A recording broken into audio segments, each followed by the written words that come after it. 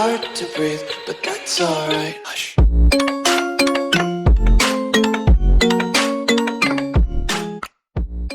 Hey fam, and welcome back to End Scene for the recap of Bad Boys Los Angeles, Episode 7, The More the Merrier.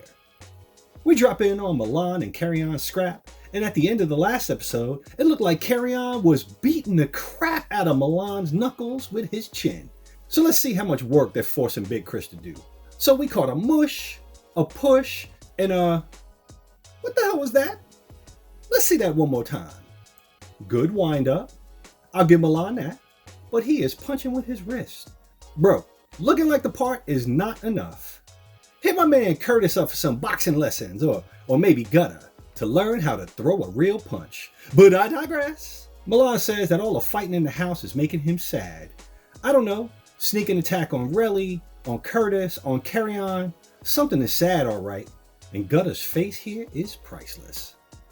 Everyone in the house is getting tired of this, which I find fascinating, since it is what some of them thought they'd come in here to get screen time for, and clearly what Zeus wanted because they figured it would get them watchers.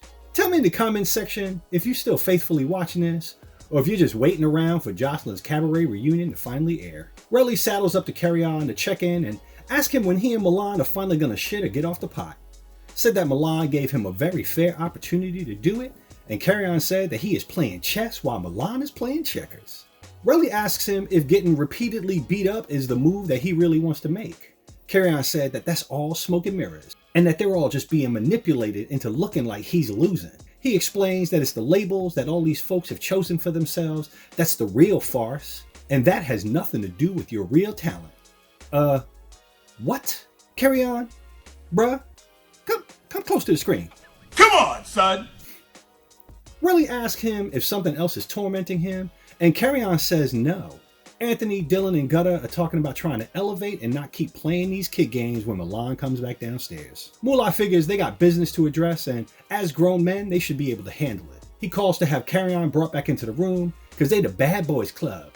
Am I the only one who finds it oxymoronic that they both tout being grown men and as part of the Bad Boys Club? Moolah goes on to convince Kerrion and Relly to join the rest of the group.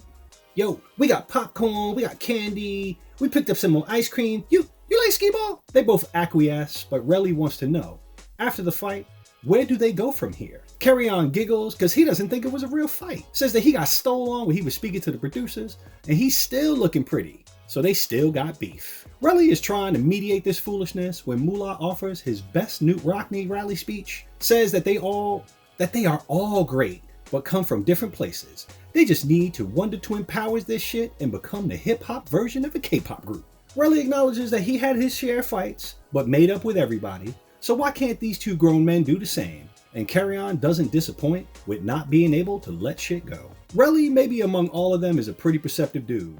Got it as well, but anyone affiliated with Zeus gonna care? Clearly Kerrion doesn't know how to respond to any emotion other than anger, and any feeling other than pain. Milan steps up and apologizes for creating a scene at the fashion show, but says his feelings were hurt because he thought Kerrion was a friend. Gutter brings up that Milan was supposed to be having a Tupperware party, so he goes to get his goodies, and Moolah makes sure that everyone knows that he is not interested in participating. Relly makes one last effort to get to Kerrion, trying to figure out why he is constantly poking the bear. Kerrion's back playing mind games, and doesn't care what anyone else thinks. You know, cause he on that bad boy shit. Relly told him he's got plenty of mouth and not enough knuckle up. And Kerrion is leaning heavily on the mind games that's supposed to be reverse psychology. And most importantly, Unagi. Milan starts handing out gifts and gives Moolah and Curtis something they can, handle. Curtis says that he doesn't really need this because he gets the real deal in real life. But he can't hide that best gift on Christmas look on his face. You'll shoot your eye out, kid. Milan then hands out the molds of his, plug and socket for their quiet enjoyment. And Gutter looks like this is the plan. Milan sends the fellas off to get some rest, or whatever trouble they're gonna get into, because Anthony has pulled a pool party together for them for tomorrow. I sure hope we get to hear Welcome to Vegas, baby again. Who'd have thought we'd be missing that shit show? Before the evening is done, the team is pulled together by production and informed that there will be an addition to their group. Gutter, looking like Polly Purebred, is begging for it to be someone who can make her laugh and has a cool vibe and bring some bud. and the team is introduced to Mr. Jonathan Wright, celebrity hairstylist dressed like a part-time candy corn. A lot of the fam is familiar with Jonathan, and we're given the impression that he'll fall right in with the group, but starts slick talking the house, saying it's the same size as his and he needs to see his room. On his room tour, Jonathan is none too pleased with the meager accommodations, but Goldilocks seems to find one room that is just right. Milan's room. Trying to stay the king of the hill, Milan posts up in the bedroom when Jonathan announces that it is now their room. Jonathan done took his shoes off and is rubbing his scent all over Milan's sheets. But Milan said that unless they are sharing more than headline news over a cup of coffee, they will not be sharing this room. Relly is enjoying the drama, and probably even more so because he is not the center of it. Leaving the king of the hill battle for later, the fellas go downstairs for some drinks and to fill Jonathan in on what the house has been like.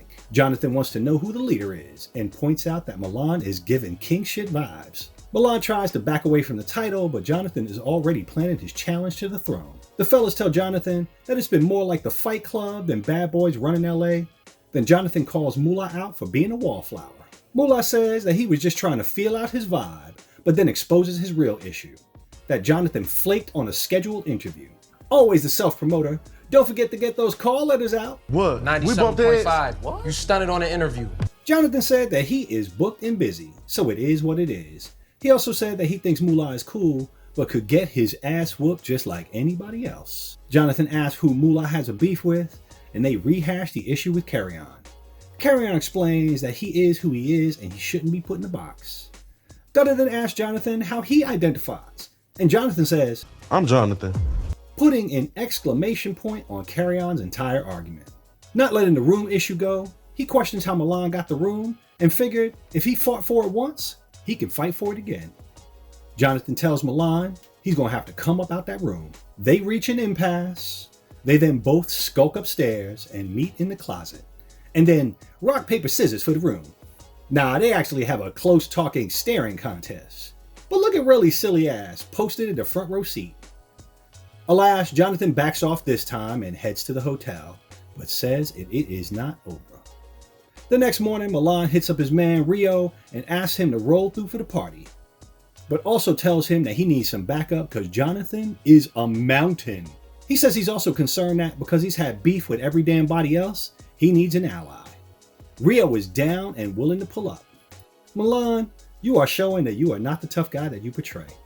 But we'll see if Rio is about it. So for the next episode, we got Dylan in a bonnet and Gutter looking like brother from another planet.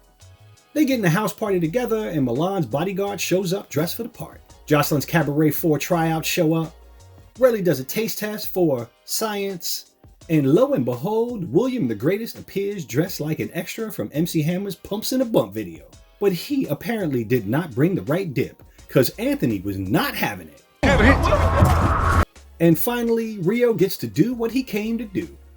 So fam, what do you think of the addition of Jonathan to the cast? I'm sure most folks know that there is more drama with them, but at this stage, do they need new blood? No pun intended for the house? Well, I sure hope they make up and become friends. They could go on tour. You know what they should do? They should open a cabaret. I hear those are in demand. But fam, I appreciate you rolling through. And if you haven't already, make sure you subscribe. Tell me what other shows you think I should be digging into. And if you'd be so kind, a like would be marvelous. And in the immortal words of Charlie Murphy, and make sure your people is there to see The video. And until next time, peace.